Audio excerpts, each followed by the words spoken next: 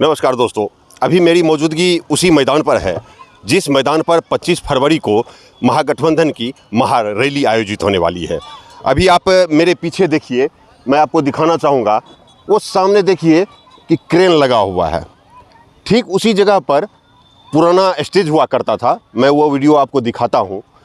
पुराना स्टेज हुआ करता था, उस स्टेज को कल नगर निगम के गाड़ी के द्वारा उसको तोड़ा गया और उस पर फिर एक नया स्टेज बनाया जाएगा, नया मंच बनाया जाएगा, जिस मंच से बिहार के मुख्यमंत्री हो या महागठबंधन के जितने भी बड़े नेता हैं वो सभी नेता उस मंच पर से संबोधित करेंगे। और ऐसी संभावनाएं हैं कि लोकसभा चुनाव 2024 के मद्देनज़र ये हुंकार भरी जाएगी इस रंगभूमि मैदान से। और ये पूर्णिया शहर का रंगभूमि मैदान, इसका बहुत बड़ा भूभाग है। मैं आपको दिखाना चाहूँगा इसका पूरा क्षेत्रफल कितना बड़ा है। इस मैदान में देश के प्रदेश के कई बड़े नेता संबोधित कर चुके हैं इस मैदान से जनता को, और एक बार फिर 25 फरवरी को यहाँ पर बड़े बड़े नेता पूर्णिया की जनता को संबोधित करेंगे। तो मुझे लगा कि आज रंगभूमि मैदान आकर रिपोर्टिंग करना चाहिए और यह दिखाना चाहिए कि महारैली की जो तैयारियां चल रही है वो किस तरीके से तैयारियां चल रही है और उस महारैली में क्या होने वाला है। मैं आपको बताऊं कि जो भी राजनीतिक सभाएं हुआ करती है उस राजनीतिक सभा में राजनीतिक कार्यकर्ता और नेता के अलावा सबसे ज़्यादा संख्या युवा और किसानों की होती है।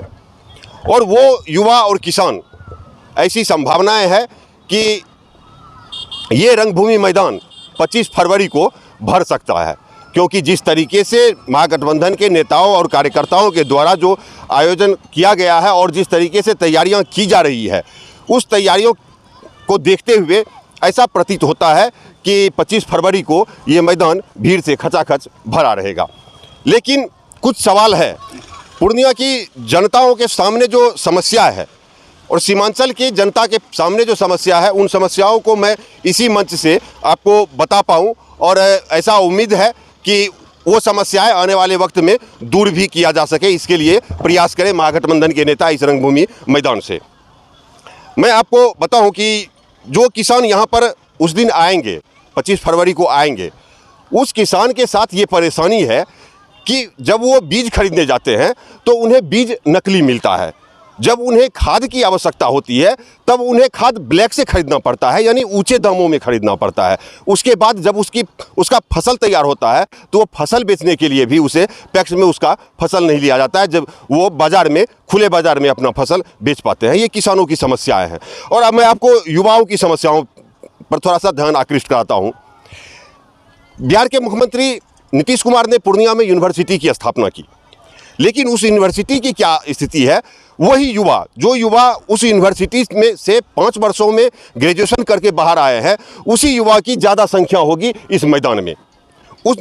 आज जब आप यूनिवर्सिटी के भीतर जाएंगे तो वहाँ बच्चे को नामांकन कराने से लेकर परीक्षा परिणाम तक परेशानियाँ ही परेशानियाँ होती है बच्चों को। वैसे हालात में जब यहाँ पर महागठबंधन के नेता लोकसभा चुनाव 2024 के लिए हुंकार भरेंगे तो उसमें युवाओं को क्या मिलेगा, ये आने वाला समय ही बताएगा। लेकिन पूर्णिया में कई ऐसी परेशानियां हैं। मैं आपको बता दूं कि पिछले दिनों एथेनॉल प्लांट के कारण मुख्यमंत्री को कार्यक्रम रद्द करना पड़ा। आज एथेनॉल प्लांट से निकलने वाली बदबू लोगों को परेशान कर रही है। और इतना ही नहीं, मैं आपको याद दिला दूं कि अररिया जिले में जो पशु बधशाला बना हुआ है, उसके दुर्गंध से भी अररिया के लोग परेशान हैं, यानी सीमांचल के लोग परेशान हैं। मैं आपको कटिहार की एक समस्या आपको गिना देता हूं कि कटिहार में उदामा रेखा बस स्टैंड है और वो उदामा रेखा के निर्माण में तकरीबन 5 करोड़ रुपया खर्च किया जा चुका है आज से 7-8 वर्ष पूर्व, लेकिन आज भी वहाँ से बसें नहीं खुलती है। ऐसी परेशानियाँ आज भी इस सीमांचल में है, जिस सीमांचल को केंद्र बिंदु बनाकर आज महागठबंधन की महारैली आयोजित हो रही है। यानी कुल मिलाकर सीमांचल परेशानियों से घिरा हुआ है। इसी दौरान मैं आपको एक और चीज़ याद दिलाता हूं जो कि पूर्णिया के लिए बहुत ही ज़रूरी है। पूर्णिया से सहरसा जाने वाली जो सड़क है NH 107, वो पिछले 7-8 वर्षों से निर्माणाधीन है। 7-8 वर्षों से काम चल रहा है उसका, लेकिन वो काम अभी भी पूरा नहीं हुआ है। लोग अभी भी परेशान हैं। मैंने वो वीडियो आपको दिखाया भी था पहले। उसके बाद पूर्णिया में ड्रेनेज सिस्टम, ये ड्रेनेज सिस्टम का प्लान भी पिछले 10 वर्षों से बिहार सरकार के कार्यालय में लंबित पड़ा हुआ है फाइल, वो भी अभी तक कुछ भी उसका सार्थक परिणाम सामने नहीं आया है। यहाँ मैं आपको एक और वाकया याद दिलाता हूँ। हाल फिलहाल के दिनों में पूर्णिया में एयरपोर्ट का मामला धूम मचाए हुए है। हालांकि ये यूपीए और एनडीए के चक्कर में एयरपोर्ट का मामला लंबित पड़ा हुआ है और एयरपोर्ट पूर्णिया में चालू हो, इसके लिए बहुत बड़ा अभियान छेड़ दिया गया है। आज सभी सामाजिक संगठन पूर्णिया एयरपोर्ट की मांग कर रहे हैं। ऐसी कई सारी समस्याएं हैं पूर्णिया में, सीमांचल के क्षेत्रों में ऐसी कई बड़ी समस्याएं हैं, लेकिन उन समस्याओं का निदान क्या इस महागठबंधन की महारैली के इस महामंच से हो पाएगा, ये भी बड़ा सवाल है। आज मैं रंगभूमि मैदान से ये रिपोर्टिंग इसलिए कर रहा हूँ क्योंकि मुख्यमंत्री जी ये वही पूर्णिया है और वही पूर्णिया की जनता है जिन्होंने 2014 के चुनाव में आपकी नाक कटने से बचाया।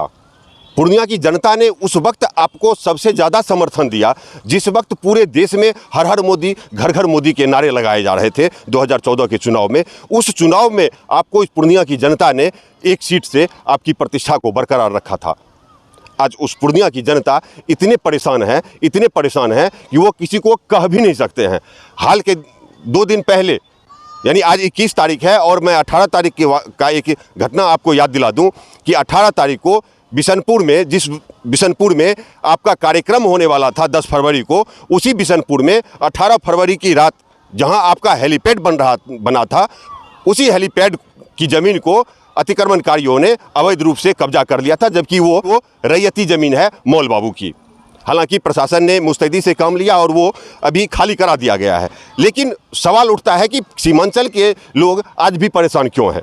मैं आपको यह भी याद दिला दूं कि सीमांचल के कई ऐसे जगह आज भी हैं जहां की प्रखंड कार्यालय के लिए वो आंदोलन कर रहे हैं। कई ऐसा जगह है जहां से ये आंदोलन की आवाज़ उठ रही है कि हमारे यहाँ थाने बनाया जाए, हमारे यहाँ नाका बनाया जाए, लेकिन आप सिर्फ आश्वासन पर आश्वासन देते चले जा रहे हैं। लोग इसी उम्मीद में आपको वोट दिए जा रहे हैं कि आप सुशासन हैं, आप सुशासन की सरकार चलाते हैं, आप न्याय के साथ विकास कर रहे हैं। लेकिन मौजूदा वक्त में पूर्णिया में किसके साथ न्याय हो रहा है और किसका विकास हो रहा है, ये बहुत बड़ा सवाल खड़ा है आज पूर्णिया की जनता के सामने। और सबसे बड़ा सवाल तो आपके सामने खुद खड़ा है मुख्यमंत्री जी। इस वीडियो में इतना ही, अगले वीडियो में फिर मुलाकात होगी और इस कार्यक्रम से रिलेटेड जो भी खबरें आएंगी वो खबरें मैं आपको दिखाता रहूँगा। इसलिए आप हमारे द न्यूज़ 19 के यूट्यूब चैनल को सब्सक्राइब कर लीजिए और फेसबुक पेज को लाइक फॉलो ज़रूर कीजिए। और यदि मेरी पत्रकारिता आपको अच्छी लगती है तो आप हमारे वीडियो को शेयर भी ज़रूर कीजिए। बहुत बहुत धन्यवाद, बहुत बहुत धन्यवाद।